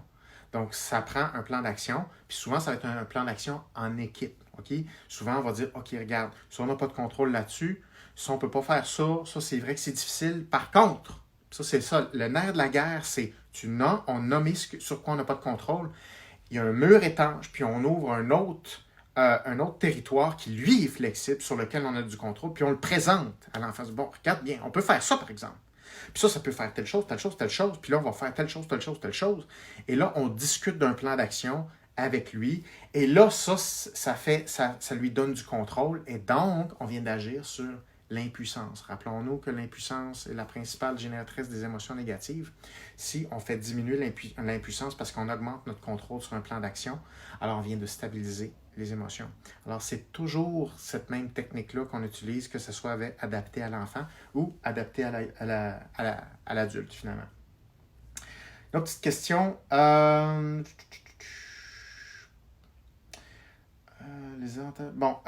Question de Francisco. Est-ce qu'il y a des avantages à l'anxiété ou doit-on chercher systématiquement à la neutraliser le plus possible? Donc, et la sous-question, est-ce que l'anxiété peut être utilisée comme un moteur de réalisation et d'évolution personnelle? Si oui, de quelle façon? Ben oui, absolument. Je suis contre le fait de ne pas avoir de l'anxiété. C'est une maladie en ce moment. La lutte, la poursuite du bonheur / l'annihilation d'anxiété. Comme je vous le dis, puis je le répète, ça ne se joue pas là-dessus, l'efficacité d'une personne, ni le sens dans sa vie. Au contraire, parce qu'à chaque fois qu'on prend une responsabilité, on se vulnérabilise. Mais la responsabilité, c'est ce qui crée le sens des choses dans la vie. Donc, plus on prend des responsabilités sur nos épaules, qu'on décide de prendre avec nous, plus on est fort. Donc, mais ça vient avec un coût. Fait que la contrepartie, c'est, oui, il va y avoir de l'anxiété, par exemple. Parce qu'à chaque fois qu'il y a quelque chose qui est important, on a peur de le casser ou de le perdre. Mais c'est correct, je ne vois pas le problème. Ça s'appelle gérer des choses qui ont de la valeur. Si les choses ont de la valeur, ils valent quelque chose et par conséquent, il y a des peurs associées à ça, soit de le gâcher, soit de le perdre. Donc, je ne vois pas en quoi c'est une mauvaise nouvelle. L'ultime mauvaise nouvelle, c'est quand le ratio mouvement est staticité et pas adéquat, c'est-à-dire le mouvement est trop faible par rapport à l'anxiété ou la staticité. Et là, cet écart-là, ça, c'est la portion de détresse. On ne veut pas ça. Donc, ce n'est pas une question d'anxiété, c'est une question de proportion. Plus on prend des responsabilités qui sont énormes sur ses épaules, plus il peut avoir de l'anxiété parce que c'est tout à fait normal. Par contre, si on décide d'aller vers l'avant, puis de se donner, puis de prendre ces défis-là en charge, et ces défis-là sont importants pour soi, bien, l'anxiété va trouver une place qui est respectueuse, qui est adéquate, et qui va pas complètement nous écraser. Puis c'est ça qu'on veut. Donc, oui, l'anxiété, il y a toujours des messages qui sont dans cette anxiété-là, toujours. Puis c'est sûr qu'actuellement, là, Ce qui est difficile, c'est que comme on n'a pas d'éducation, il n'y a pas vraiment de méthode enseignée à l'école, par exemple, sur comment utiliser l'anxiété, bien, le cerveau il utilise le système par défaut qui s'appelle l'évitement. Puis l'évitement, ça va tout sur le système limbique ou la carte de crédit dont j'ai parlé un peu plus tôt. Et ça fait en sorte qu'à un moment donné, la carte de crédit est pleine. Là, si la carte de crédit est extrêmement loadée, et là, systématiquement, on nous coupe de nos distracteurs, genre comme là, ça veut dire que notre carte est pleine, puis on n'est pas capable de se distraire ou d'éviter ça. Donc, ça fait beaucoup d'enjeux anxieux en même temps qui ressurgissent à l'intérieur de nous. Ça, c'est ce qui fait en sorte que les gens, ils pètent un petit peu les plombs ces temps-ci. C'est que c'est beaucoup en ce moment.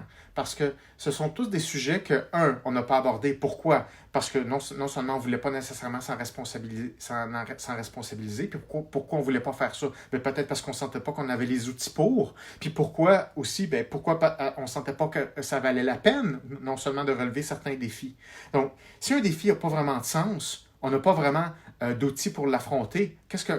À quoi on s'attend comment le cerveau est supposé fonctionner? Par survie, il va dire, regarde, figure it out, là, trouve c'est quoi le but de ça, trouve-moi les outils, puis on ressortira le dossier.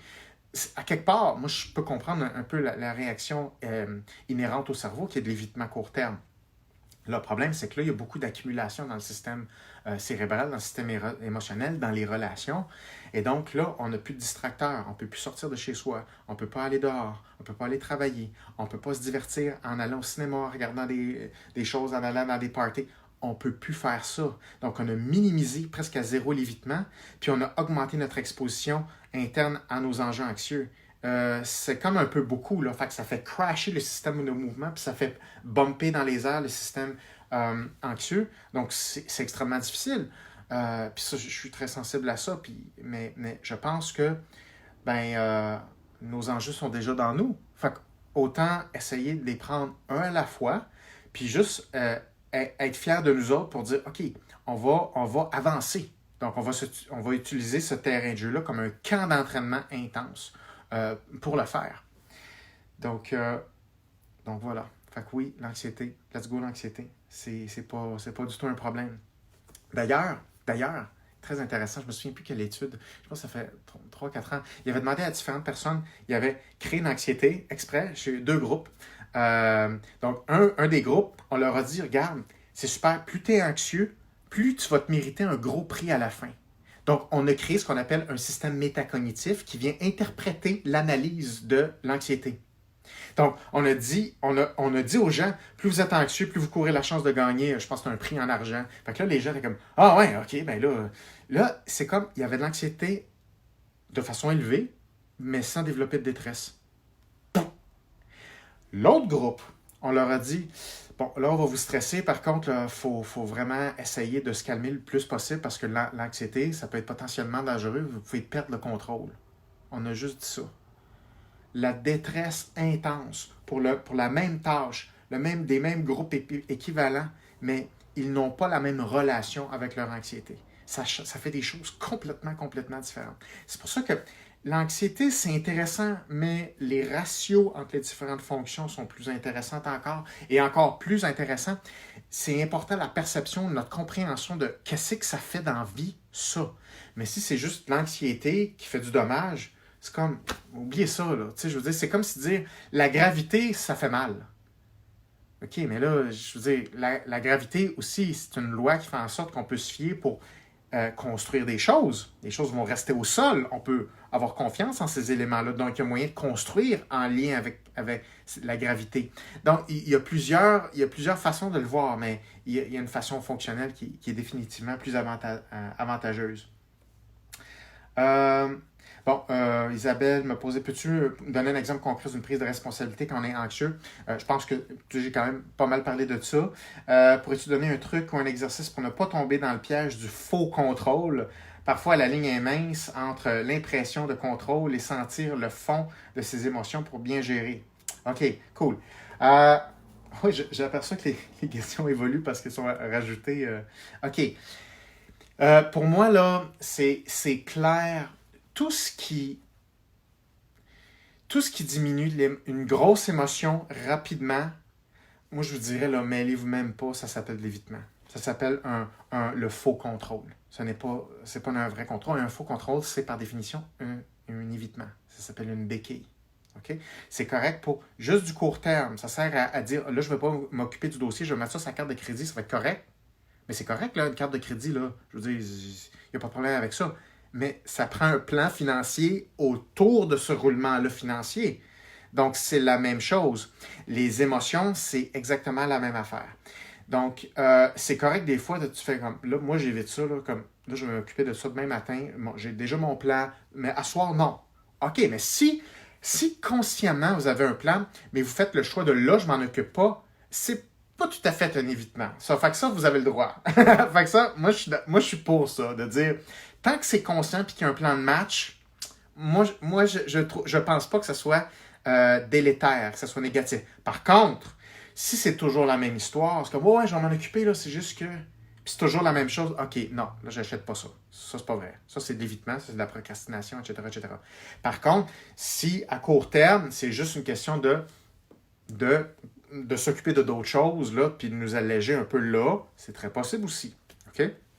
Donc, en général, le faux contrôle, c'est relatif plus à l'apaisement. Normalement, lorsque vous vous occupez réellement d'une émotion, lorsque vous faites un plan de match, l'émotion n'est pas supposée chuter rapidement. C'est supposé prendre un peu de temps. C'est une bonne question, en fait. Merci de cette question-là. Là, le vrai contrôle, la vraie prise de responsabilité, vous êtes supposé sentir que l'émotion, au fur et à mesure que vous mettez votre plan en marche, c'est supposé diminuer progressivement. C'est pas supposé chuter comme ça. OK? Fait que la vitesse de décroissance va être un bon indice à savoir est-ce que vous avez évité, donc empirer la situation ou non. L'anxiété se résorbe réellement parce que vous prenez possession de la situation grâce à une augmentation des responsabilités. Donc, c'est très différent. Un plan de match, normalement, ça doit faire diminuer l'émotion négative au fur et à mesure qu'on s'immerge dans ce plan-là puis qu'on est en action dans ce plan-là. OK? C'est comme ta vitesse sur un vélo va être proportionnelle à la force de tes pédales. C'est comme, si tu demandes à quelqu'un de te pousser, tu n'as pas besoin de pédaler. Puis c'est vrai que ça donne un break, mais tu ne contrôles pas ton mouvement. Donc oui, tu ne tomberas pas dans les 5 prochains mètres, parce que c'est vrai, tu en as de la vitesse, mais ce n'est pas toi qui te l'ai donné. Elle vient de l'extérieur. En général, toutes les ressources d'énergie qui viennent de l'extérieur vont avoir un effet de diminution de l'anxiété à court terme et donc un effet d'évitement. Tout ce qui est externe. Quand je dis tout, c'est tout. Donc, si on veut créer un système qui est durable, il faut absolument faire une conversion, c'est-à-dire une réappropriation de l'enjeu, puis un plan de match, et nous, on investit dans des actions. Et ça, c'est l'ultime méthode pour devenir très solide, très fort, très résistant à de l'anxiété, avoir une très forte tolérance de l'anxiété. D'ailleurs, les meilleurs leaders au monde sont très anxieux, mais sont très forts pour gérer l'anxiété, sont très forts au niveau de résolution de problèmes, sont très forts au niveau des plans d'action, sont super forts. Et c'est le meilleur prédicteur de la longévité et de l'énergie d'une personne, puis qu'elle ne sera pas happée par l'anxiété et donc ultimement la dépression. Parce que l'anxiété et la dépression, ce sont les deux meilleurs amis. Le premier, c'est l'anxiété. Puis après ça, quand il n'y a plus de ressources, quand la sérotonine vient de crasher, bien là, on rentre dans une autre étape qui est des systèmes dépressifs. Alors, pourrais-tu donner un truc ou un exercice pour ne pas tomber dans le piège? Bon, ça, je viens de le dire. Tu penses quoi de la TCC troisième vague et de la maîtrise ACT, où on observe nos émotions négatives, obstacles internes, et on nomme pour les stratégies d'approche de qui ou quoi est important pour nous. Il y a des choses que j'aime beaucoup là-dedans. TCC, là, c'est la thérapie cognitivo-comportementale. Okay? C'est une approche en psychologie qui est très basée sur la résolution de problèmes, le raisonnement, l'action, l'exposition. C'est très dans l'action. Okay? Des fois, c'est un petit peu cognitif, là, c'est comme, voilà autrement. Ça, j'y crois un petit peu moins, là, c'est parce que ça prend une interaction entre action, émotion, cognition, là, c'est un petit mélange là-dedans. Ce que j'aime dans ACT, ACT, c'est acceptation et commitment therapy. Acceptance c'est la thérapie de l'acceptation et de l'engagement. En français, c'est ça. Rationnellement, j'aime bien parce que c'est ça qui marche. Ce qui marche, c'est l'acceptation, ce sont les éléments sur lesquels on n'a pas de contrôle. Ça a tout à fait du bon sens. Okay? Ça, là, il faut qu'à un moment donné, que ce soit une seconde nature de déterminer des zones, c'est-à-dire séparer le monde pour éviter le chaos. Quelqu'un qui essaie de tout contrôler est sûr de tomber en dépression. C'est sûr. Et quelqu'un qui dit ah, moi, de toute façon, je laisse la vie s'occuper des choses parce que moi, je suis en acceptation de l'univers, va aussi tomber en dépression. Donc, la limite entre l'ordre et le chaos est très claire. Et il y a même des marqueurs neuropsychologiques par rapport à ça. Et donc, cette limite-là, c'est la limite entre la zone où ce n'est pas de votre ressort, parce qu'on n'est pas Dieu ici. Donc, on accepte certains éléments, puis peut-être que ça nous fait chier, ces éléments-là. C'est correct, ça. Je veux dire, moi je suis pas super d'accord avec la gravité. Moi, j'aimerais mieux que des fois, je puisse partir à voler. Moi, ça, c'est moi. Je suis pas si d'accord que ça. Il y a bien des affaires, là, on se fera un live sur juste les affaires que je suis pas d'accord sur la Terre. Mais ça, c'est comme, on n'a pas le choix. Alors ça s'appelle un deuil. Ça s'appelle l'acceptation. Puis ça prend cette zone-là. Et ça prend une zone sur laquelle on a du contrôle. La thérapie de l'acceptation et l'engagement, bien, l'engagement, c'est la partie sur laquelle on a du contrôle. Bon, il ne l'appelle pas contrôle. Il l'appelle mouille-toi dans ça. Et dans ce sens-là, c'est bon. Alors, ces paradigmes-là, moi, j'achète ça à 100%. Là où je trouve, des fois, il peut y avoir des faiblesses, mais ça dépend beaucoup du thérapeute. C'est à quel point c'est puissant, ça a du sens et c'est concret, la tâche ou les engagements que la thérapie promouvoit. On dit, OK, il faut que tu t'engages. OK, c'est un bon départ. Mais là, c'est le début de ce que j'appelle du design du plan. Tu t'engages dans quoi? Pourquoi? Quel est le but? Basé sur quel type de motivation? Quel genre de régulation émotionnelle? Pour aller vers quoi? C'est quoi les prochains steps?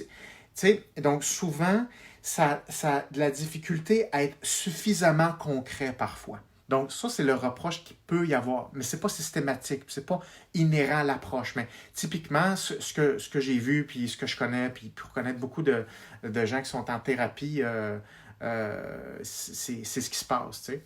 Donc voilà, c'est ce que je pense. Puis je pense que effectivement, la personne nomme, puis on opte pour des stratégies d'approche de qui ou quoi. Ben oui, qui ou quoi, c'est dire je vais trouver un plan d'action suffisamment précis. Donc, dans un plan d'action, ce qui détermine son efficacité, c'est justement la capacité à être précis. Donc, tout ce qui est flou, tout ce qui est général, bien, ça ne fonctionne pas. Donc, c'est important de comprendre que la précision, c'est ce qui rend les choses les plus puissantes possibles. Tout ce qui est flou au général, ça ne marche pas. Donc, c'est bon de partir de l'engagement, mais là, il faut aller jusqu'au plus précis de ce qu'on fait là, à cette seconde-là. Donc, la précision, c'est ce qui rend le jeu intéressant. Et un humain, plus il y a des choses précises à faire, qui sait qui vont marcher, plus il est fort. Alors, dans un contexte de travail, comment vivre sa vulnérabilité avec son employeur? Bon. C'est une bonne question parce qu'il n'y a pas de réponse unique par rapport à ça. Je pense que la vulnérabilité est toujours un choix. C'est-à-dire, on est dans un véhicule, il va y avoir de la vitesse à mettre en branle. Tu vas-tu aller à 150 km/h ou à 10 km/h? OK, c'est un choix. En fonction du contexte, de la sécurité, de ta conduite, des conditions de la route, de ton état à toi, de ton passager, plein de choses. Mais il s'agit de vitesse quand même, car il s'agit du déplacement quand même. Donc, ça veut dire que c'est une interaction humaine, de la communication, une relation. Donc, c'est impossible de ne pas considérer de la vulnérabilité. Par contre, on est dans une situation hiérarchique. Et une hiérarchie, ben, c'est toujours à double tranchant parce que notre interlocuteur, notre boss, a un pouvoir hiérarchique. Et donc, là, ça dépend du leader et ça dépend de la confiance ou de la zone de confort qu'on a avec cette personne-là. Un leader avec qui on se sent 100% confortable, ce leader-là nous estime, on l'estime, la relation est bonne, le teamwork est bon. Et donc, évidemment, ça veut dire que la relation est beaucoup plus forte et donc le cerveau va vouloir autoriser plus de vulnérabilité, ce qui est une très bonne chose. Par contre, si un employeur, on y fait moins confiance, puis on a un petit peu peur de ce qu'il pourrait faire avec notre contenu, parce que quand on se dévoile, la terreur de se dévoiler avec quelqu'un qui a un pouvoir, c'est qu'il utilise ces informations contre nous. Et c'est tout à fait une préoccupation qui peut être légitime, mais ce n'est pas une bonne raison pour minimiser la vulnérabilité à zéro et au contraire être que défensif. Je ne recommande pas ça parce que ça ne fonctionne pas. Donc, je pense que le dialogue est toujours une solution, mais il faut être capable de peser jusqu'où on va dans ce qu'on veut dévoiler, mais il faut dévoiler des choses vraies, selon moi. Après ça, lesquelles, ben là, ça reste, ça c'est notre contrôle. On a le contrôle sur cette portion-là, ça c'est notre plan de match. Donc, une communication, c'est la même chose. On n'a pas le contrôle sur ce que l'autre va dire, on n'a pas le contrôle sur tout, mais on a le contrôle quand même sur des choses que nous, on va aborder. Donc, avant une conversation avec n'importe qui a de l'importance et qui peut nous affecter, il faut choisir quel est le but de la conversation, quels sont les sujets qui vont être utilisés pour aller vers ces sujets-là et ces objectifs-là. Donc, rappelez-vous qu'un sujet de conversation n'est pas un but. C'est une porte pour rentrer à quelque part.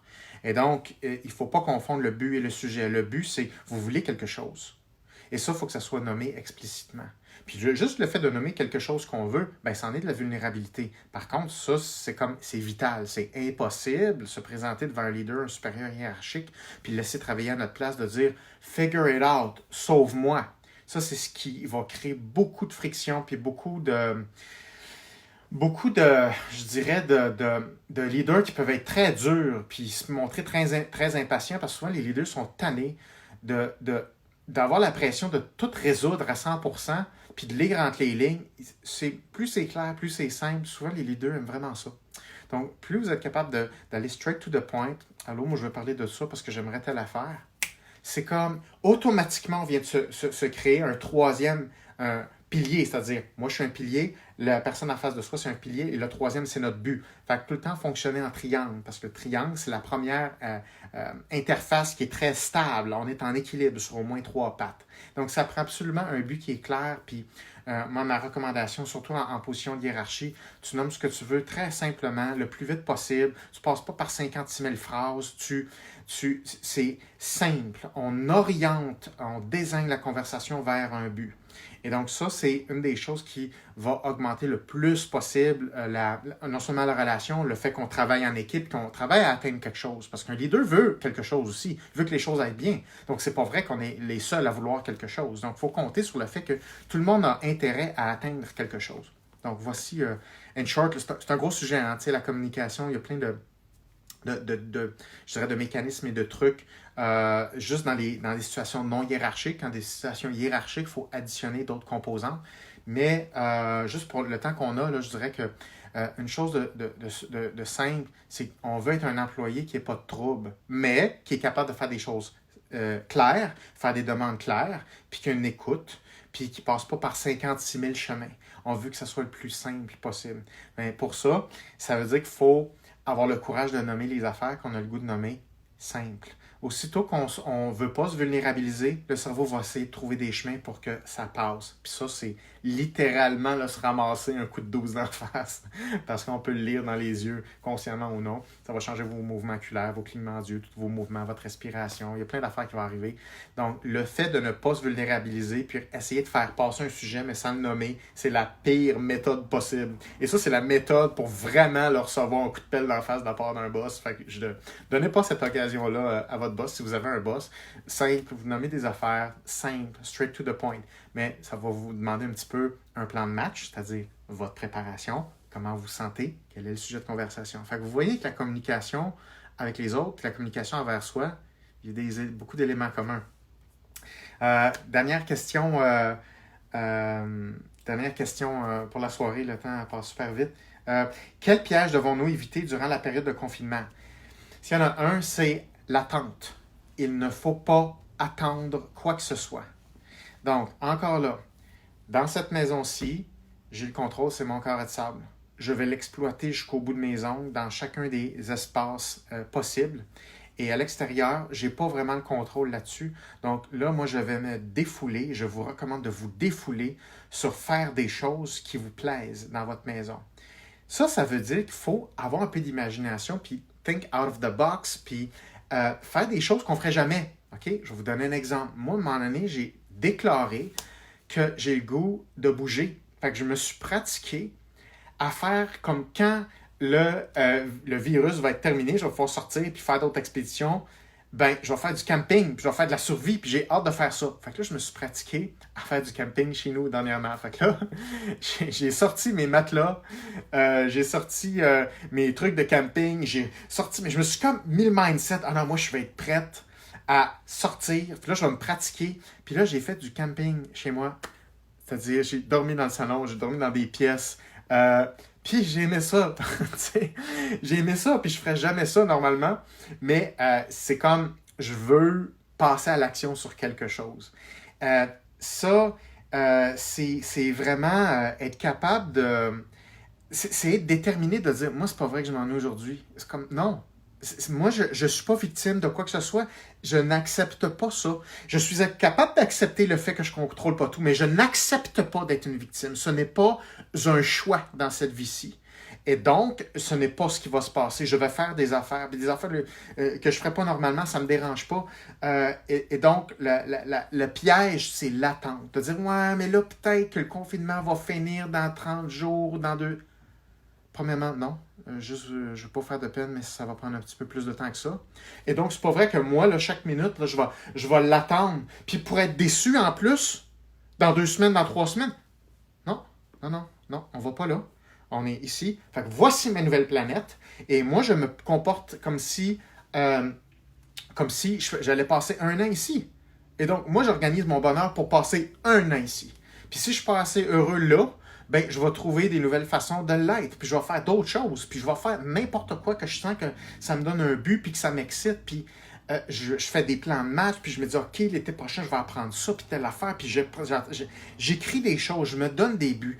Il y a une question de détermination là-dedans, c'est-à-dire, non, je ne veux pas être une victime, puis je ne veux pas subir ça. C'est une phase qui est dure à passer, mais je vais l'utiliser. Puis c'est un engagement que je prends avec moi-même, envers moi-même. Puis ma meilleure recommandation, c'est essayer d'avancer des choses, planifier des choses que vous voulez faire. C'est comme, il y a une occasion là en ce moment, puis je pense que la meilleure attitude, même si c'est dur, parce que je sais que c'est difficile, c'est d'essayer de la saisir le plus possible. Et puis quand je commence à m'ennuyer, j'essaie de me stimuler avec des choses, me laisser inspirer par des gens, j'essaie de parler avec des gens qui m'inspirent. Euh, je veux avoir la tête pleine d'idées. Je veux avoir quelque chose à me donner. Je veux avoir des objectifs à poursuivre. Puis c'est quelque chose qui est faisable parce que cette crise-là va finir. Et donc, moi, je veux la meilleure vie que j'ai jamais eue en sortant de là. Ben parfait, mais je vais la préparer d'abord. Fait un des pièges, ben c'est ça, c'est l'inaction, puis le fait d'être en attente, mais aussi la recommandation, c'est préparer le follow-up de quand ça va finir, puis pour attaquer la meilleure partie de votre vie quand ça va être fini. Ni plus ni moins, directement la meilleure vie que vous ne pouvez pas désigner, et donc il faut la désigner, cette vie-là. Alors voici un peu ma pensée là-dessus. Je vous laisse là-dessus. Je vous remercie beaucoup d'avoir été là. On a reçu beaucoup de questions. Je vous encourage là, à écrire ces questions-là. Je prends ça avec un grand plaisir, avec un grand sérieux. Je trouve ça le fun. Je trouve ça, c'est un plaisir parler du sens de ce que le cerveau nous envoie, puis le sens de notre vie au complet. Puis voilà, fait que je vous souhaite une belle fin de soirée, puis on se revoit la semaine prochaine pour le prochain Facebook Live. En attendant, ben, je continue mes petites vidéos, puis hey, il y a mon émission qui sort vendredi! C'est vraiment un grand moment, mais c'est tellement bizarre, tu sais, c'est comme un des plus beaux moments avec le moment le plus weird. Mais je me dis, ben, écoute, ça parle d'humains, puis ça parle de personnes qui vivent dans des huttes qui sont 2 mètres carrés par 2 mètres carrés, qui, eux, sont capables d'habiter là-dedans, puis il n'y a pas de problème avec ça. Je me dis, ben, à quelque part, il y a sûrement quelque chose que je peux continuer à apprendre de ces tribus-là, puis je vous souhaite de vous amuser, puis merci encore, puis merci à toute mon équipe, hein, il y a tellement de monde qui m'aide, là, vous avez pas idée, je ne ferais pas ça tout seul. Alors, merci à tout le monde, puis on se revoit bientôt. Bye!